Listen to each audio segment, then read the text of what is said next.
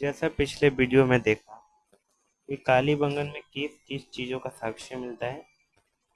उसके बाद अब हम अगले पॉइंट की तरफ बढ़ते हैं, जो है धोलावीरा के बारे में बताया गया है यहाँ पे। धोलावीरा गुजरात के कच्छ जिले में भचाऊ तालुका में स्थित है। हम धोलावीरा की स्थिति देखें कि वो कहाँ है, तो वह गुजरात का एक जिला है कच्छ, वहाँ का भचाऊ तालुका में एक जगह का नाम है, गांव का, वहाँ स्थित है। ठीक है। यह सिंधु सभ्यता का प्राचीन विशाल नगर है। कौन? धोलावीरा, जो गुजरात में है, कच्छ जिले में सिंधु सभ्यता का प्राचीन और विशाल नगर है। प्राचीन और विशाल नगर धोलावीरा। धोलावीरा सिंधु सभ्यता का एकमात्र ऐसा शहर था जो 3 भागों में विभाजित किया गया था। नोट्स बनाइए कि ऐसा कौन सा सिंधु सभ्यता का स्थल या शहर था जो 3 भागों में विभाजित था। तो आप इज इक्वल टू डाल के लिखिए धोलावीरा।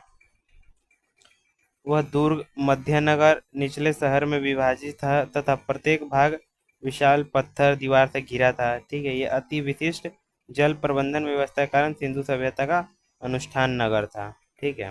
चलिए आगे देखते हैं, आगे नोट्स में क्या बताया गया है। धोलावीरा एक हड़प्पा कालीन नगर को धोलावीरा एक हड़प्पा कालीन नगर के वर्ष 2019 से 20 में विश्व धरोहर स्थल में यानी यूनेस्को में शामिल किया गया। धोलावीरा को यूनेस्को में विश्व धरोहर स्थल में कब शामिल किया गया? तो आप कहेंगे 2019 में, जो वर्ष था 19 से 20, उसमें शामिल किया गया था। 2019 से 20 में शामिल किया गया था हड़प्पा को यूनेस्को में। इस पे पॉइंट बना लीजिएगा। 27 जुलाई 2021 को यह फैसला world heritage committee of UNESCO ने लिया। ठीक है। इस सभ्यता का पहला खगोलीय वेधशाला धोलावीरा में पाई जाती है। हड़प्पा सभ्यता का खगोलीय वेधशाला कौन सा स्थल है? तो आप कहेंगे कि धोलावीरा है। ठीक है, लिख लीजिए वीडियो को रोक के। यहाँ से स्टेडियम का साक्ष्य मिले, मैंने जैसे बताया, आप यहाँ पे लिख लीजिए धोलावीरा इक्वल टू डाल के क्या क्या साक्ष्य मिले, ऐसे करके नीचे एरो डाल के आप इसमें नोट्स बना सकते हैं। ठीक है। यहाँ से किसका स्टेडियम का साक्ष्य मिला? 16 कृत्रिम जलाशय प्राप्त हुए। ठीक है, 16 कृत्रिम जलाशय प्राप्त हुए और एक पालिश युक्त सूचना पट यानी नोटिस बोर्ड मिला। हड़प्पा सभ्यता में किस स्थल से नोटिस बोर्ड मिला? तो आप कहेंगे कि धोलावीरा से सूचना पट यानी नोटिस बोर्ड मिला। ठीक है, चलिए।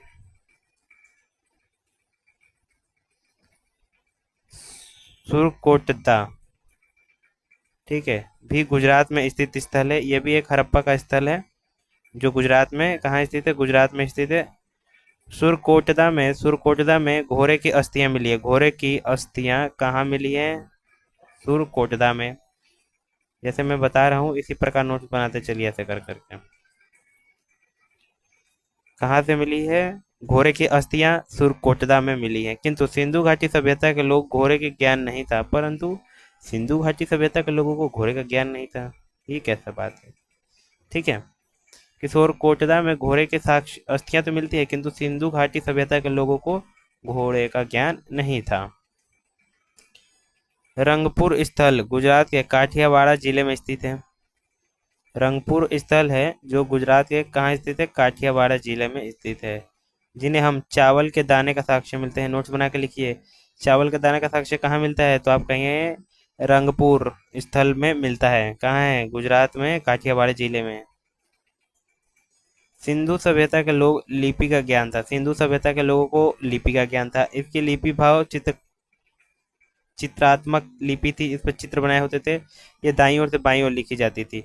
जो सिंधु सभ्यता की जो लिपि थी वो कैसे लिखी जाती थी? कोई भी स्क्रिप्ट हमेशा सिंधु घाटी की दाई से बाई लिखी हुई ही मिली है। ठीक है, ये भी एक पॉइंट का आंसर है। इसे गौमूत्राक्षर लिपि भी कहा जाता है। ठीक है, सब ये सब एक एक पॉइंट्स का नोट बनाते चलिए। इसमें 300 से 400 भाव मिलते हैं। इसे अभी तक पढ़ा नहीं गया है, ठीक है। ये जितने भी आज तक मिले हैं ये पढ़ा नहीं गया। ये समझिए जो लिपि है वो दाईं से बाईं की ओर लिखा जाता था, ठीक है। इसे गौमूत्राक्षर लिपि भी कहा जाता था। इसमें 375 से 400 भाव मिलते हैं, यानी साइन मिलते हैं, ठीक है, साइन, चिन्ह। सब एक एक पॉइंट का बनाते चलिए। घाटी सभ्यता विश्व की प्रथम नगरीय सभ्यता है। विश्व की, विश्व की, पूरे वर्ल्ड की, ठीक है। प्रथम नगरीय सभ्यता कौन सी है, तो आप कहेंगे कि सिंधु घाटी सभ्यता है, ठीक है। जिसके शहर ग्रिड प्रणाली पर बसे हुए हैं, जो वहाँ का शहर है, जो सिंधु घाटी सभ्यता का जो शहर है, वहाँ का जो बनाने का स्टाइल है वो क्या है, ग्रिड प्रणाली का स्टाइल है, ठीक है। पर बसे हुए हैं। यह सड़कें एक दूसरे के समकोण काटती है। उस समय से ये पता लगता है कि वहाँ के लोगों को सड़कों का ज्ञान था। वहाँ की सड़कें समकोण पर काटती हैं। सब लिखते हुए चलिए एक पॉइंट में। सिंधु सभ्यता के लोग यातायात के लिए दो पहियों एवं चार पहियों वाली बैलगाड़ी का उपयोग करते थे, ठीक है। सिंधु सभ्यता समाज संभवतः चार वर्णों में विभाजित है। सिंधु सभ्यता समाज कितने वर्णों में विभाजित है, तो आप कहेंगे जी 4 वर्णों में विभाजित है। पहला पुरोहित वर्ग, दूसरा व्यापारी वर्ग, तीसरा किसान वर्ग, चौथा श्रमिक वर्ग, ठीक है। बनाते चलिए नोट्स, आगे बढ़ते हैं इधर।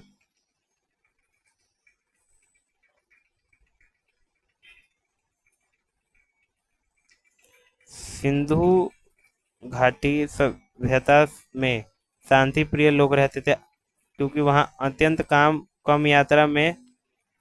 मात्रा में हथियार मिले। इससे पता लगा कि वहाँ के लोग शांति प्रिय लोग रहते थे। तलवार से वहाँ के लोग परिचित नहीं थे, क्योंकि वहाँ के लोग लोहे से परिचित नहीं थे। प्रश्न पूछ देता है क्या ट्रू फॉल्स में, सीबीएसई में, कि क्या सिंधु घाटी सभ्यता के लोग लोहे से परिचित थे, तो आप कहेंगे नहीं, वहाँ के लोग लोहे से परिचित नहीं थे, कांस्य से परिचित थे। और कांस्य कैसे बनता है, तांबा प्लस टीन को मिला के जी कांस्य बनता है, ठीक है। इसको नोट कर लीजिएगा, पूछ देता है कि कांस्य कैसे बनता है, तो तांबा प्लस टीन को मिला के कांस्य बनता है। वहाँ के लोगों को किसी चीज का ज्ञान नहीं था। धातु में देखा जाए तो वहाँ के लोग सिर्फ कांस्य को जानते, जो तांबा प्लस टीन को प्रयोग करके बनाया जाता था, ठीक है। चलिए, इस सभ्यता में सोने व चांदी का प्रयोग करते थे, सोने और चांदी का प्रयोग करते थे। इससे क्या पता लगता है, वहाँ के लोगों को सोने और चांदी का भी ज्ञान था। यहाँ पुरुष व महिलाएं जवाहरात, जो ज्वेलरी है, तथा श्रृंगार भी करते थे। मनोरंजन के लिए मुर्गे पशु पक्षियों की लड़ाई कराना, ठीक है। शतरंज खेलने से क्या पता लगता है, वो उस समय के लोगों को शतरंज का भी ज्ञान था। शिकार करना, मछली पकड़ना अत्यंत प्रिय वहाँ का उस समय का खेल था ये, ठीक है। सिंधु घाटी सभ्यता के घर एक या दो मंजिल होते थे। घर के आंगन के चारों ओर कमरे बनाए जाते थे। ये घर का आंगन, यहाँ एक कमरा, यहाँ एक कमरा, यहाँ एक कमरा, यहाँ एक कमरा, और ये बाहर निकलने का रोड पे एंट्रेंस, ठीक है। ऐसे घर बनाए जाते थे। अधिकांश घरों में एक अलग अलग स्नान घर कह सकते हैं होता था, ठीक है। जो ये घर था, ठीक है, यहाँ पे इस घर का एक अलग बाथरूम होगा, इस घर का एक अलग बाथरूम होगा, इस घर का अलग बाथरूम होगा, इस घर का अलग बाथरूम होता था, ठीक है। ऐसे होता था। और कुछ घरों में कुएं भी होते थे। यदि आपसे पूछ दिया जाएगा सिंधु घाटी सभ्यता में टोटल कितने कुएं मिले, तो आप सीधा कह दीजिएगा 700। क्या पता आ गया है, इससे पहले मैंने आपको बता दिया, वहाँ पे 700 कुएं का साक्ष्य मिला है, ठीक है। चैनल को सब्सक्राइब कर दीजिएगा, ठीक है। जब मैं ये वीडियो बना रहा हूँ, इस चैनल पे 27 सब्सक्राइबर है, ठीक है। मुझे आप लोगों पर विश्वास है, आने वाले टाइम पे इसे मिलियंस पे सब्सक्राइबर होंगे, ठीक है। तो मैं बता देता हूँ, इस चैनल पे जब ये आज 27 सब्सक्राइबर है, तभी ये वीडियो बनाया जा रहा है।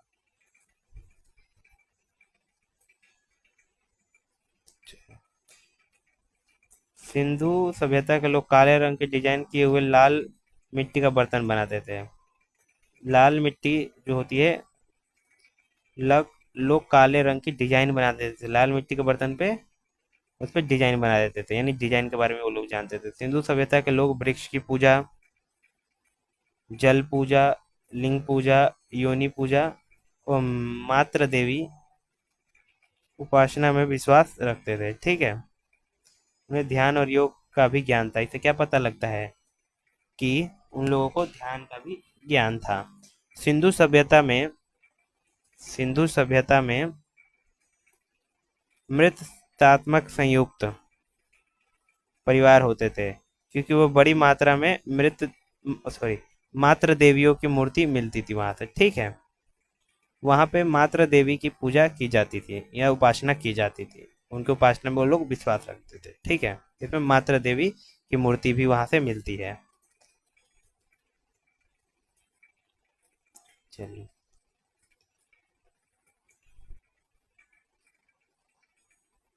यहाँ से ज्यादातर मुहरें सेल खड़ी से बनी और आयतकार आकृति की बनी होती थी। ये पॉइंट में लिख लीजिएगा कि जो मुहरें थी वो किसकी बनी होती थी, एक सेल खड़ी नामक का पत्थर उससे बनी होती थी और आयतकार आकृति की बनी हुई है। ठीक है, मोहरों पर एक श्रृंगी सबसे ज्यादा वाली आकृति, वहां पे जो मोहरें थी उस पे एक जो सबसे ज्यादा आकृति पाई गई है, ठीक है, वो पाई गई है एक श्रृंगी की। ठीक है, सबसे ज्यादा आकृति मुहर पे किसकी पाई गई है, श्रृंगी की। पशुओं कुबड़ वाला सांड जो ज्यादा पूजनीय था, मुहर से ये पता लगता है कि पशुओं में कुंवर वाला सांड जो था वो सबसे ज्यादा पूजनीय था। ठीक है, मुहर से पता लगता है। चलिए, मिट्टी की मूर्तियां आग में पकाकर बनाई जाती थी जो टेराकोटा पद्धति कहलाती थी। पहले लिखे टेराकोटी पद्धति इज इक्वल टू डाल के लिखे मिट्टियों की मूर्ति आग में पकाकर बनाई जाती थी, जिसे ही टेराकोटा पद्धति कहा जाता था। ठीक है, जैसे बता रहा हूँ नोट में, कभी आप कंफ्यूज नहीं होंगे। सिंधु सभ्यता कृषि आधारित अर्थव्यवस्था थी। अब पता लगता है कि जो सिंधु सभ्यता थी वो कृषि आधारित अर्थव्यवस्था थी, क्योंकि वहां के लोग गेहूं, सरसों, चना, मटर, रागी फसलें उगाते थे और इसके बारे में जानते थे। ठीक है, आप कमेंट बॉक्स में बताइए कि चावल का साक्ष्य कहाँ मिला है। ठीक है, लोथल में चावल वो रंगपुर में चावल की भूसी मिलती थी। चलिए, आगे आ ही गया इसका प्रश्न। अब इसी वक्त कमेंट में लिख दीजिए जाके कि लोथल में चावल और रंगपुर में चावल की भूसी का साक्ष्य मिलता है। सिंधु सभ्यता में पशुपालन भी होता था। ठीक है, और उसमें कुबर वाला गेंडा सबसे ज्यादा पूजनीय था। सेंध सेंध बवाशी सूती ऊनी वस्त्र का प्रयोग करते थे, क्योंकि वहाँ कपास की खेती होती थी, वो लोग कपास के बारे में जानते थे। मुद्रा व्यवस्था प्रचलन नहीं थी, वहाँ मुद्रा व्यवस्था प्रचलन नहीं थी, वहाँ पे वस्तु विनिमय से किया जाता था। पहले समझिए कि वस्तु विनिमय क्या था। और सिंधु घाटी सभ्यता में मुद्राएं नहीं थी। वस्तु विनिमय वो होता है कि यदि मानिए आपके पास क्या है, गेहूं है, मेरे पास चावल है, मुझे गेहूं की आवश्यकता है तो मैं आपसे 1 किलो 2 किलो गेहूं ले लूंगा, उसके बदले में मेरे पास उस समय मुद्रा नहीं थी, तो मैं क्या कर दूंगा, आपको जितनी चावल की आवश्यकता है आप मुझसे ले लीजिए। ठीक है, और आप गेहूं दे दीजिए। यही होता है वस्तु विनिमय। ठीक है, चलिए। सिंधु के पूर्व क्षेत्र को संदर्भित करने के लिए 6ठी 5वीं शताब्दी बीसीई में हिंदू पुराने फारसी शब्द का उपयोग किया जाता था। सबसे पहले ईरानियों ने सिंधु नदी के पूर्व में रहने वाले को हिंदू नाम दिया। सबसे पहले ईरानियों ने सिंधु नदी के पूर्व जो लोग रहते थे उन्हें हिंदू नाम दिया गया। किसने नाम दिया, ईरानियों ने, कि सिंधु नदी का पूर्व में रहने वालों को हिंदू नाम दिया गया। ठीक है, चलिए अब आगे देखते हैं। सिंधु घाटी सभ्यता का समय में विदेशी व्यापार। ठीक है, विदेशी व्यापार। विदेशी व्यापार वस्तुएं थी टीन, गोमेद, सोना। टीन कहाँ से व्यापार किया जाता था, अफगान और ईरान से। गोमेद सौराष्ट्र यानी गुजरात के साइड से सौराष्ट्र। सोना कर्नाटक, अफगान और ईरान से। ठीक है, नोट्स बनाइए। तांबा खेतरी, बलूचिस्तान, ओमान से। ठीक है, पहली बार तांबा कहाँ से आया था? सीबीएसई में पूछा जाता है, ओमान से आया था। ठीक है। चांदी अफगानिस्तान और ईरान से। शीशा ईरान और राजस्थान से। ठीक है। सिंधु घाटी सभ्यता के पतन का कारण क्या है?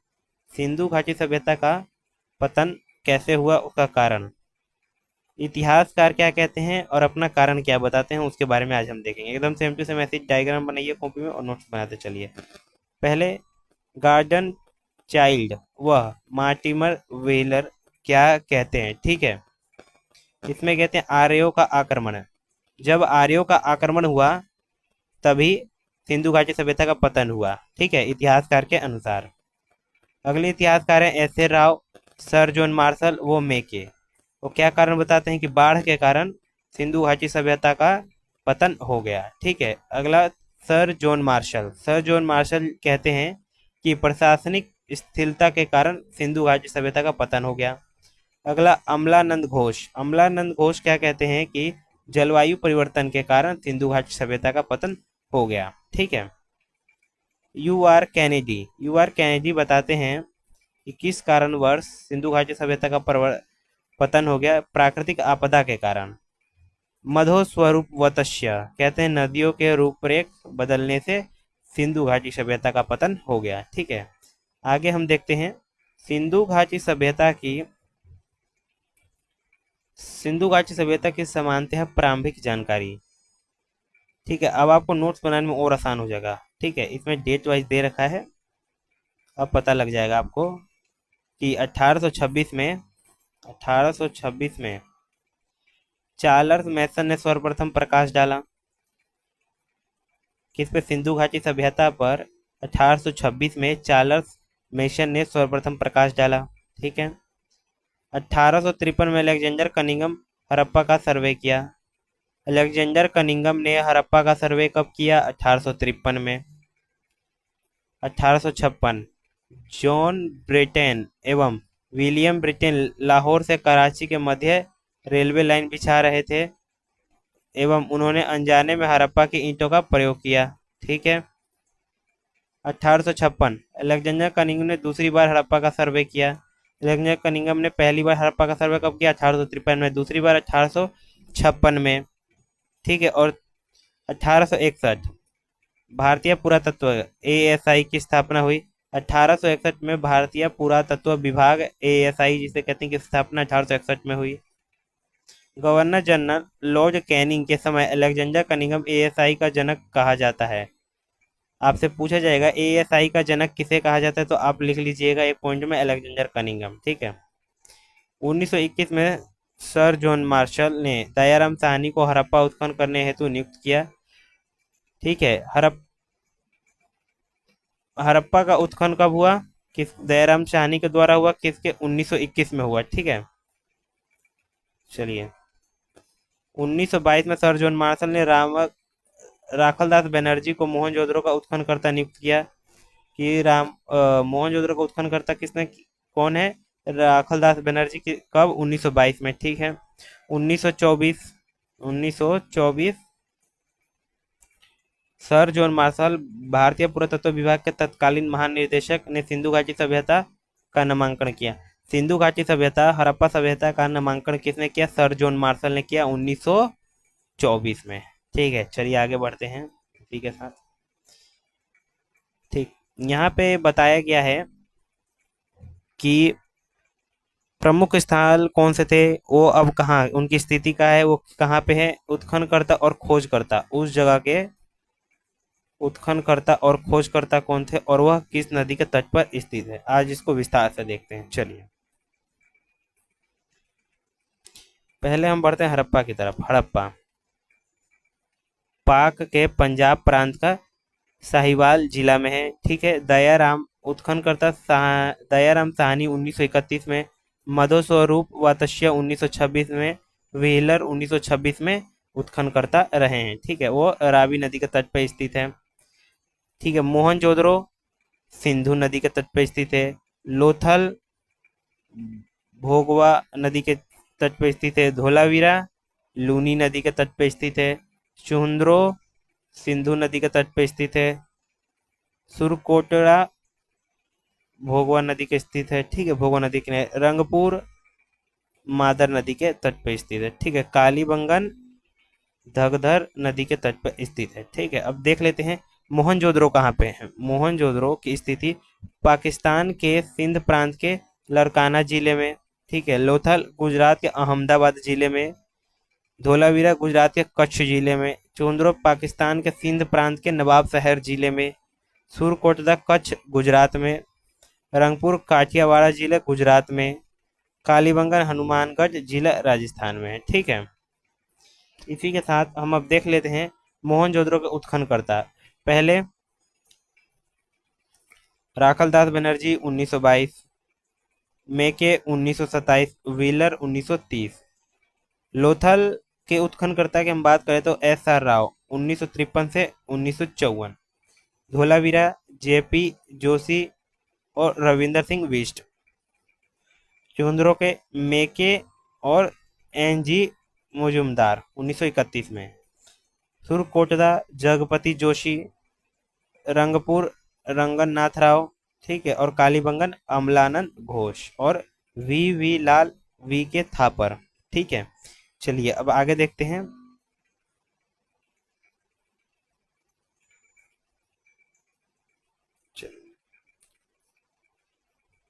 कोट दीजिए कौन सी नदी किनारे है? सिंधु नदी के किनारे।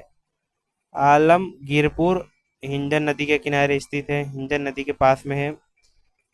देमाबाद प्रवर नदी के किनारे, ठीक है।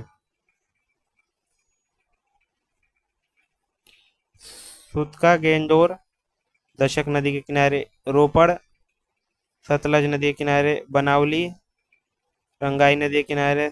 सोलकाहा सादीकोर नदी के किनारे। राखीगढ़ घग्गर नदी के किनारे। देशलपुर वेमुचेला नदी के किनारे स्थित है, ठीक है। इसी के साथ कुनाल कोशी नदी के किनारे स्थित है। रोजदी भादर नदी के किनारे स्थित है। मिताथल चेटांग व यमुना नदी के मध्य स्थित है। मांडा चिनाब नदी के किनारे स्थित है। बालाकोट कुन्हार नदी नैनसुख नदी के किनारे स्थित है, ठीक है। चलिए इसी के साथ आप देख लीजिएगा और हम वीडियो को ख़त्म करने की तरफ बढ़ते हैं, जिसमें बताया गया प्राप्त वस्तु की खोज कि कौन सी वस्तु कहाँ से मिली है, ठीक है। इस पे मैं अलग से एक शॉर्ट वीडियो बना दूंगा। ये चलिए आज यहीं पे शुरू कर देते हैं इस क्लास को, ठीक है। प्राप्त वस्तुओं की खोज, चलिए कौन कहाँ से मिला है। हड़प्पा से कब्रिस्तान। विदेशी यात्री का विदेशी की कब्र। इक्का गाड़ी सिंगार पेटिका स्टैचू ऑफ प्रीस्ट, ठीक है। पुजारी की प्रतिमा हड़प्पा से मिली है। मोहनजोदड़ो से जल पूर्ति के लिए कुआं मिले हैं। सूती कपड़े का साक्ष्य मिले। स्नान घर मिला है, ठीक है, जिसे ग्रेट बात कहते हैं।